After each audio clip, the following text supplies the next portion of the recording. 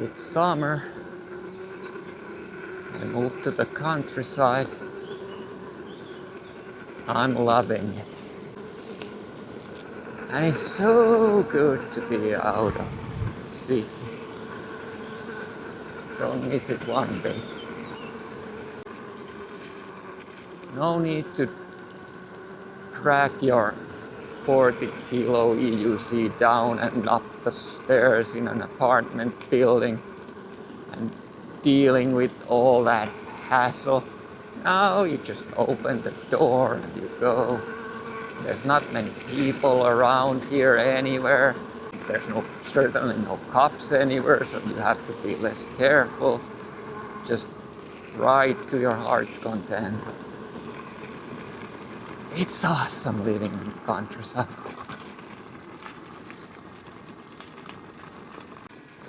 My work these days allows me to do this. Half the time I have to still be in the city at the office, but I own a camper van, so those weeks I live in that. It's kind of fun. Oh, this dog is gonna run down. For a second I thought this dog was gonna run under this wheel. Yeah, our neighbor here at our summer cabin has a lot of dogs and apparently a black cat without no tail. So my mini review of winter riding though is it sucks. It's doable. I did it. I commuted to work every week, but I wouldn't do it for pleasure. Such a hassle with all that gear, and it's still cold, and I mean like real winter riding, not one of those like end of winter or beginning of winter or winter riding in a place where there's no real winter. Here where I am, there's a real winter and it's real cold. So yeah, it's doable, but not that much fun.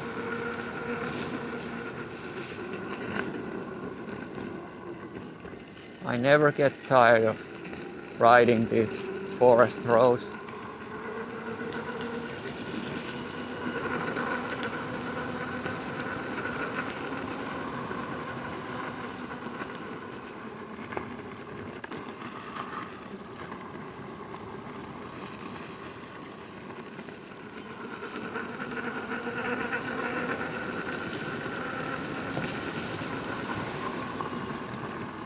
I mean, really. Look at this. Like, I do not like to wake up to this sight. God, I love it. I mean, in my early 20s, I could not have imagined living in the countryside. But now, in my early 40s, I just love it. I can't deal with cities anymore. I hope I don't need to move back. But of course, things always might change. I don't think my work situation will change. I think I will be able to do this to the foreseeable future. Living here, working in the city for the office days, but who knows, my wife's working situations might change, and that would mean we would have to move. We'll see. I mean, seriously. Open fields, no one around.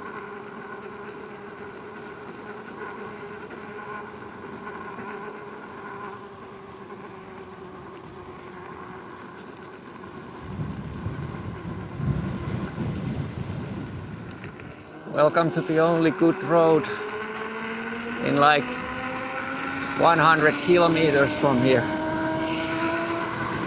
But this one road is so great, I love riding it all the time.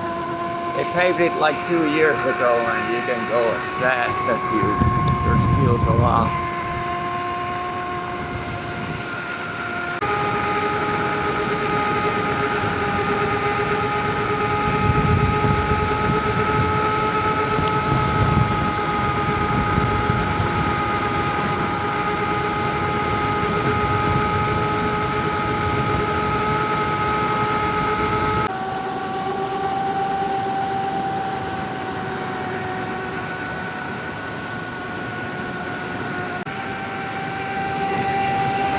I can ride about 78 kilometers per hour, and then the tilt backs on the wheel kick in. That's how I guess I have set it up, that there's enough safety headroom left.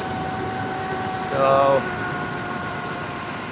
yeah, that's I wouldn't want any more speed either. I think 78 kilometers per hour is quite enough for me. If I had more, I'd probably kill myself.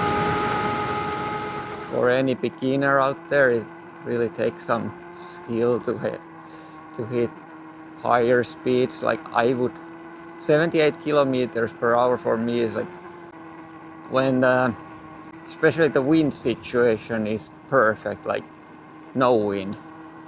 That's when I can hit it. When there's any kind of wind, I would not go faster than maybe 65, something like that, kilometers per hour, not miles.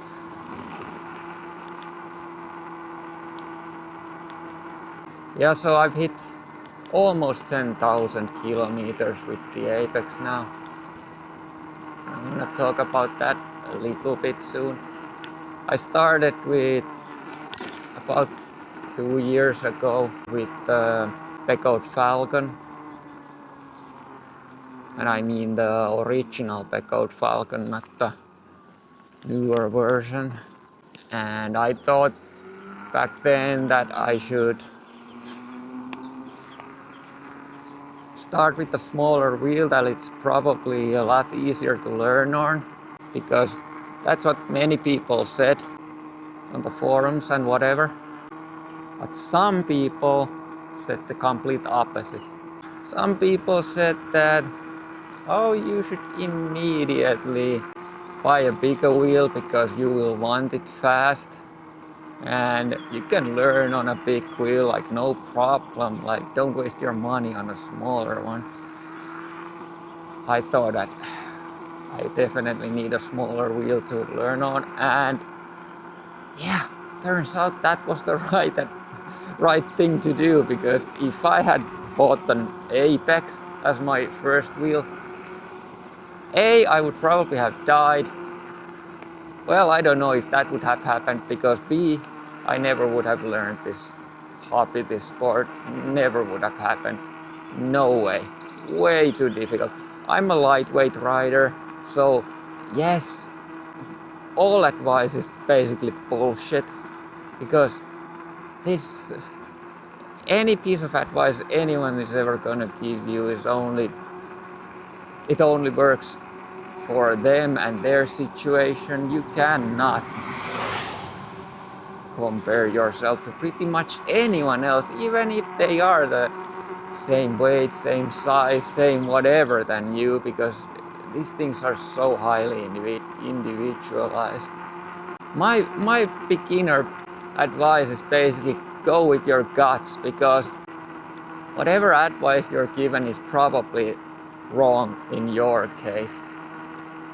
But if I had bought a performance wheel in the beginning, I never would have learned. Yeah, maybe if you're in your early 20s and stuff, then yes, you will definitely learn easier than I. And also I remember back in the day, like a long time ago, when I got into motorcycling, I had a small 250 cc's bike as my first one, and I loved that thing. I really loved that thing. And then I read in many places that you should get a bigger bike fast, or even as your first. I saw these very lightweight, like same body type as me, like Japanese riders handling a, I don't know, like a 1000 cc sports bike, like easy. And I was like, okay, I can handle that. So after the 250, I bought a bigger bike, like 600 cc sports bike, and I hated it. Like now I can say back then it was quite dramatic, but I hated it. It killed my enthusiasm for motorcycling. And it didn't take long for me to stop riding them. And we're entering a small village here. Villages here are far in between each other.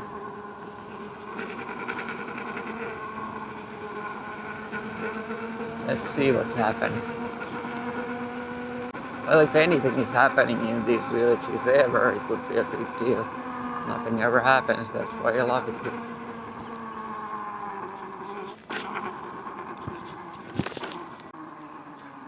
There's some gas and diesel prices for you. Welcome to this crazy country. And that's per liter, not gallon. What was I saying about motorcycles? Yeah, that a bigger motorcycle for me was completely unfun, unhandleable, if that's a word. But for some other guys my size, it was easy, no problems. So all beginner advice is bull. All advice in general regarding this sport that I've seen is complete bullshit. Go with your guts. I had, in my opinion, completely maximized what I could get out of the Falcon. I knew when I bought that thing that I'm just gonna probably use it to learn this sport, and then I want a bigger wheel, and I had budgeted the whole thing that way. And yeah, in a few months there was nothing the wheel could give me anymore. I was riding it to the max all the time, like every second I was just riding as fast as that thing could go, and the battery would die super fast. And when you go too fast, like you don't even have to go real fast with that thing, you get the wobbles all the time. It's like, you know, it's time to move on. This is why I love riding these summer mornings. You can just haul ass on these village roads because there's no one.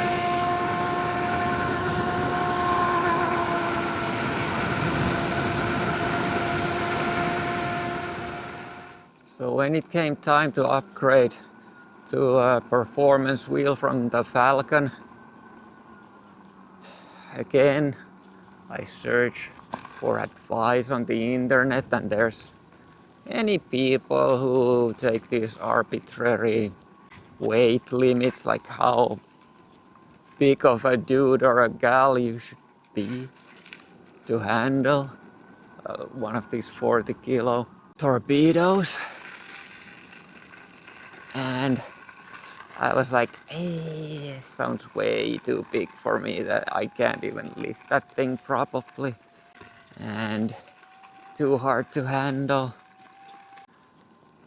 But again, I went with my guts.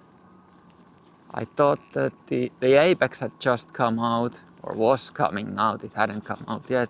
And I thought it offered me everything I need, that it offered range, power, that it would offer me something that would just be enough for me for the rest of my using life.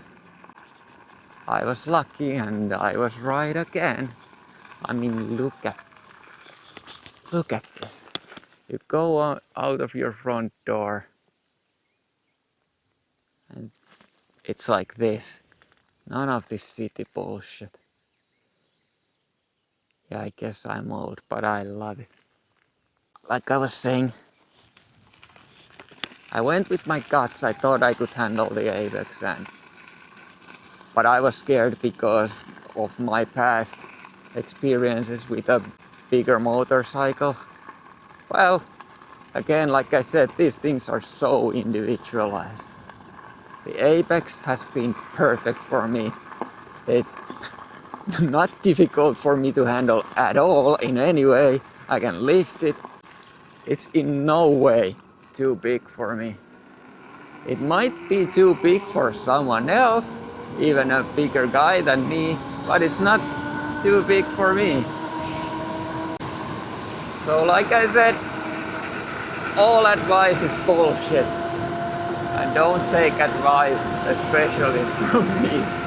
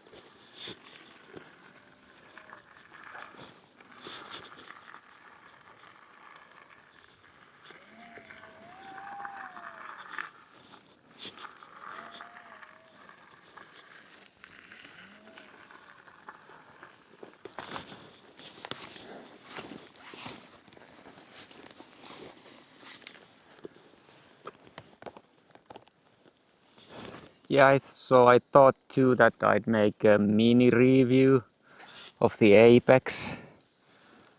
I'm hitting 10,000 kilometers on it any day now. And I've done some, I guess, tiny modifications. Like the side pads are, not, what do you call it, not side pads, side panels are the Chrysler ones. And then obviously the sync pads, which I used to have the, what do you call the other Chrysler pads, the ones that came before this, the smaller ones, flows, I don't know, something like that. I feel like these are so much better for me. I don't really mind the front pad either way, but the back pad is so good because it's so big. It gives me, I feel much more safe braking with this thing. And then still the same old suspension system.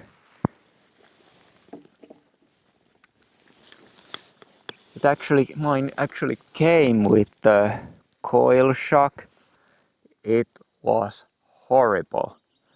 So I just got the air suspension, changed it myself, and yeah, I know this is the like cheap one that people hate, and they say this thing is unrideable. Again, all advice is bullshit.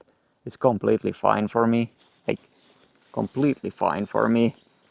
I'm not gonna pay like many hundreds of euros to get a suspension, air suspension that might make it a little better. This has been completely fine with me. I read on the forums that this suspension failed on them the first week they rode this thing.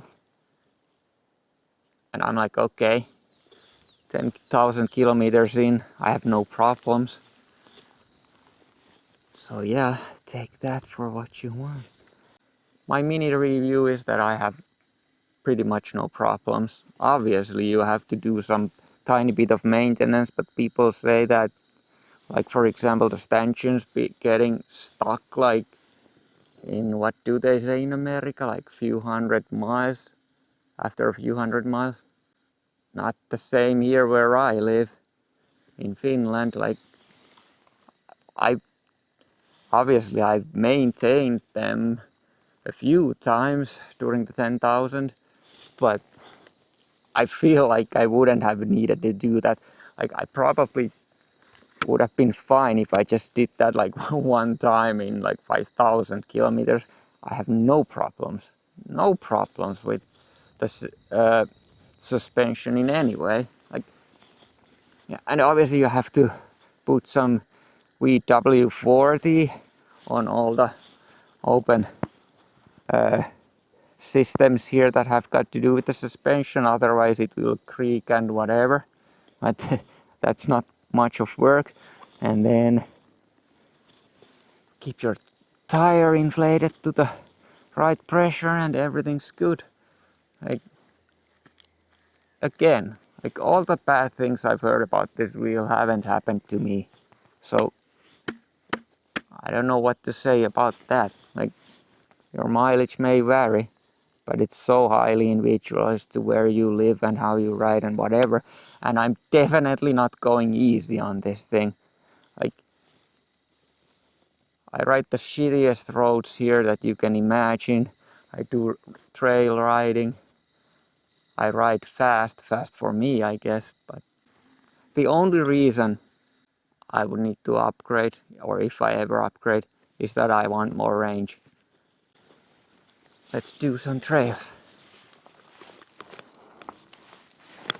I did put some plastic, what do you call this, cover on the buttons, because I've been riding this through sleet, snow, wet conditions, whatever, just to make sure they don't leak any water. And oh yeah, I heard that many people have had problems with the front light letting in water, so I did put some, what do you call it, liquid electric tape around the pulp here, and also I've put a lot of tape and covering on the wires below, just so that there's no way any water could get in.